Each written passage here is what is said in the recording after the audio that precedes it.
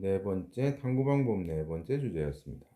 이것은 신뢰할 만한 자료인가? 이게 질적 연구에 많이 쓰이는 자료 수집법 이야기하는 거죠. 질적 연구에선 주로 뭐 쓰인다고요? 면접법하고 참여관찰법 많이 쓰이죠. 에 관한 것이었습니다. 갑을병 사례였습니다. 갑을병 소방관에 대한 사례. 소방관들이 왜 힘든지를 알고 싶은 거죠. 그래서 갑은 스트레스 완화 방안에 대해서 연구를 하기 위해 가지고 상담 사례집을 바탕으로 해가지고 질문을 추려내고 그 질문을 가지고 심층 면담을 했다. 잘 찾았습니다. 두 개씩 있죠. 문헌 연구하고 면접법 쓰였죠. 을도 비슷한 논문을 찾아봤겠죠. 문헌 연구했죠. 그래가지고 여기서는 질문 내용을 구성한다 그랬다. 선행 연구에서 자기하고 비슷한 방법을 쓴 논문에서 좋은 설문지를 갖고 온 거죠. 그래가지고 500명 대상으로 조사를 한 겁니다. 질문지법. 병은 함께 생활했죠. 함께 생활해가지고 누구한테 질문하면 좋을까를 잘 관찰한 다음에 친해져가지고 15명하고 면접했다. 참여해서 면접했다. 그러니까 이렇게 두 개씩 결합시킨 거죠. 알고 싶은 것은 왜 힘든가 이런 거였습니다. 그러면 어떤 게 이 연구를 할 때 가장 적절할까까지 물어봤습니다. 여러분 잘 이야기를 했죠. 그래서 이제 문헌 연구 면접 같은 경우에는 이게 여러분 이야기하기를 질문의 퀄리티가 높아지면은 답변의 퀄리티도 높아질 것이다. 이렇게 본 거죠. 그렇죠. 그러니까 그 상담 사례집에서 좋은 질문을 뽑아내가지고 하면은 이 면접하는 과정에서 이 사람한테 깊이 들어가기 위해서 노력해야 되는 그 시간이나 이 노력들을 좀 줄일 수 있다는 이야기죠. 질문이 좋으면 오히려 잘 풀릴 수 있지 않겠는가 그런 거였습니다. 그 문헌 연구하고 질문지법 하게 되면 이게 케이스가 많다는 이야기를 많이 했죠.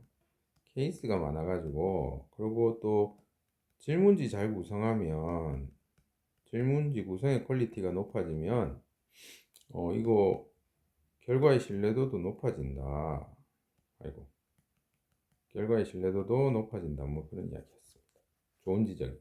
상대적으로 이제 두 개는 질적 연구고 하나는 양적 연구니까 질문지 양적 연구의 장점을 좀 살릴 수 있지 않겠는가 이런 이야기였습니다. 그리고 참여관찰 면접법 같은 경우에는 아무래도 질문 대상자가 중요하다는 이야기죠. 질문 대상자와의 관계가 중요한 거 아니겠느냐. 관찰해보고 누구한테 질문을 하고 누가 솔직한 답을 해줄 수 있느냐 이게 중요한 거다. 그래야지 답변의 가치가 올라간다. 그런 이야기했습니다. 그래서 이제 서로 이야기하면서 그런 이야기들을 했었죠. 또 첫 번째 사례 같은 경우는 동일한 질문이 동일한 효과를 낼 수 있는가? 그런 의문이 있었습니다. 이전 상담 사례집에서 좋은 질문이고 좋은 결과가 있다 할지라도 이 사람들에게도 똑같이 그 질문이 의미 있게 다가가겠느냐 그건 좀 고민해 봐야 된다. 그렇죠. 그리고 또 거기서 질문 시작했지만 면접하다가 이 질문이 어느 방향으로 갈지도 모른다는 거 아니겠습니까? 그렇죠. 그리고 이 문헌 연구하고 질문지 할 때는 이거 어차피 양적 연구니까 심층적 답변을 기대하기는 어렵지 않느냐는 거였죠. 그리고 이 질문지에 대한 답이 얼마나 신뢰할 만한 내용인지 그것도 모른다. 그리고 질문도 너무 한정적이지 않느냐. 이 상황이라는 것은 아주 다양할 수 있기 때문에 그 다양한 상황을 질문지가 다 반영할 수 없다라는 이야기를 또 했었죠. 그리고 마지막에 참여관찰 면접법 같은 경우 이건 케이스가 너무 적다라는 또 이야기를 하더라고요. 케이스가 너무 적잖아요. 15명 가지고는. 그리고 이 6개월 동안 이렇게 같이 지내면서 이게 주관이 많이 개입이 된다든지 너무 친해져 버렸잖아요. 주관이 개입이 많이 되면 이게 신뢰할 만한 결과가 나올 수 있겠느냐 그런 이야기들 쭉 좋은 이야기들 많이 했습니다. 똑똑해요 여러분들. 기대합니다. 두 번째 과제는 항공사 이거였죠. 감정노동이라는 개념을 만들어낸 아주 좋은 연구 사례였습니다. 여기서 자료 수집 방법은 참여 관찰 먼저 했죠. 참여 관찰에다가 시기마다 면접이 탁탁탁 들어가게 되는 거죠. 굉장히 고퀄리티한 연구였습니다. 그래서 이것의 긍정적, 부정적 측면을 한번 생각해 보라 그랬는데 좀 이렇게 방향을 잡아보면 어떨까라고 했는데 정리를 잘한 친구들이 있었던 것 같아요. 그래서 뭐 이제 다 이렇게 정리를 했더군요. 친구들이 연구자 입장에서 장점과 단점 뭐 이렇게 정리를 하더군요. 그리고 연구 대상자 입장에서 장점과 단점 아주 참 잘 정리했던 친구들이 있었습니다. 다 다르습니다. 그래서 이제 전반적으로 이제 그 참여 관찰이나 면접이 가지고 있는 긍정적, 부정적 측면이 실제적으로 이게 어떤 영향을 주는 그런 거 한번 생각해 보면 되겠죠. 연구자 입장에서의 장점은 아무래도 심층적인 접근을 할 수 있다는 거겠죠. 같이 생활하면서 친해지고 얘들이 어떻게 교육을 받는지 다 보고 그리고 교육을 받고 나서 힘들어하는 모습과 교육을 받으면서 서로 간에 어떻게 소통하는 모습들 다 지켜보는 거니까 심층적으로 실제적인 자료를 수집할 수 있는 긍정적인 측면이 있죠. 근데 연구자 입장에서는 이 심층적 접근과 실제적 접근이라는 것이 단점으로도 작용을 한단 말이지. 너무 이제 뭡니까? 공감한다는 게 연구에서는 굉장히 좀 위험한 것일 수도 있거든요. 공감적 이해라는 것이 객관성을 낮추게 되잖아요. 그런 이야기도 많이 했습니다. 객관적이지 않을 수도 있고, 그 다음에 이제 지속적으로 연구자 입장에서도 연구 대상자에게 일단 삶에 개입을 하게 되는 거죠. 삶에 개입을 하게 되면은 이 연구와 사생활의 경계 지점이 모호해진다는 거예요. 내가 이 사람의 어디까지를 연구 대상으로 이렇게 가지고 들어와야 되느냐 고민이 막 생기거든. 경계가 모호해져요. 왔다 갔다 해버린다. 그럼 이제 혼란스러워지는 거죠. 연구자도. 있으면서 이 친구들이 뭡니까? 승무원들이 이렇게 계속 훈련받는 과정에 계속 소통을 하잖아요. 집안에서 일이 있을 수도 있고 뭐 그런 경우도 있을 수 있지 않습니까? 그럼 이런 어떤 어려움의 원인이나 근원에 대해서 계속 파고 들어가야 되는데 어디까지 들어가야 되지? 이런 혼란스러운 상황이 생긴다는 거죠. 그리고 연구 대상 입장에서도 장점이라면 그거 얘기하겠습니다. 자신의 어떤 자신의 상황을 객관화시킬 수 있는 뭐 기회가 될 수도 있죠. 각성할 수 있는 기회, 깨달음의 기회, 배움의 기회가 될 수 있다는 이야기예요. 연구 대상 입장에서도 자기를 이제 객관화시키고 내가 왜 이렇게 힘든지에 대한 이유를 깨닫게 될 수도 있다는 이야기입니다. 근데 그것 자체가 혼란이죠. 혼란입니다. 그리고 그 심리적인 어떤 충격이라든지 그 어려움이라든지 이런 것에 직면하게 되는 상황이 될 수도 있다는 거죠. 그리고 나를 어디까지 보여줄 것인가에 대한 또 고민들. 이 연구가 자기의 이야기로 알려지게 되는 것에 대해서 어떤 사생활에 대한 어떤 비밀, 뭐 이런 것들에 대한 고민도 이루어지게 되는 겁니다. 그렇죠. 민감한 굉장히 질적 연구와 관련해서 참여 관찰과 면접을 할 때는 아주 개인의 세심한 경험들이 동원이 되기 때문에 이 세심한 경험을 어떻게 처리해야 될 것인가가 항상 고민일 수밖에 없습니다. 그렇습니다.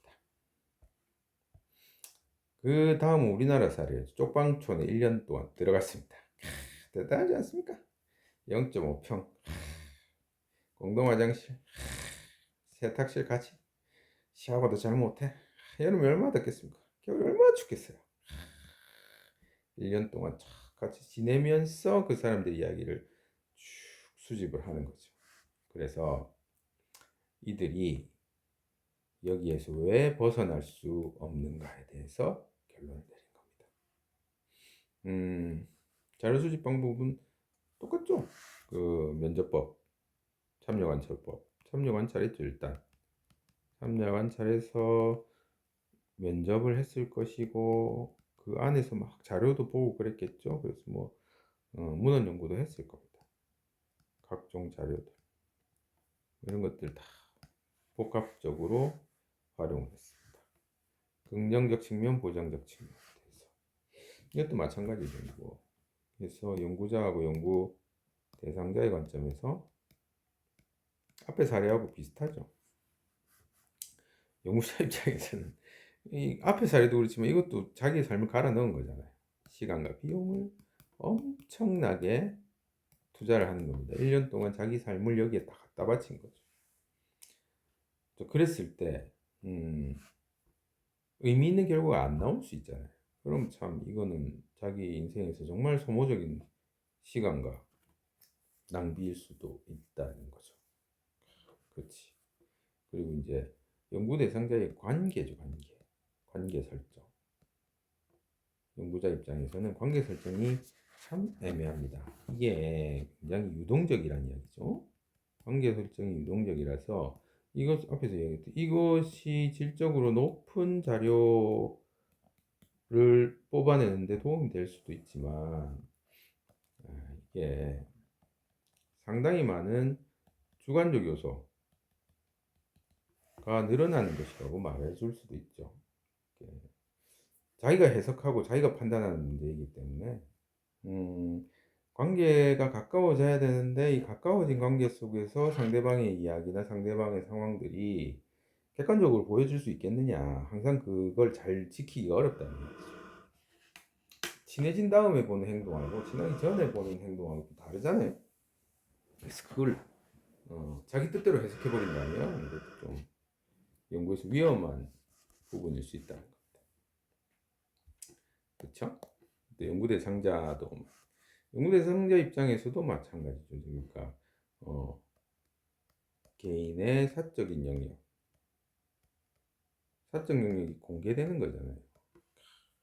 앞에서 이야기했듯이 이 연구가 결국에는 연구 결과가 자신들에게 도움이 될 수도 있다라는 것을 알 수도 있죠. 그리고 자기들이 왜 여기서 빠져나갈 수 없는 상황에 처해지는가도 알게 될 수도 있습니다. 스스로.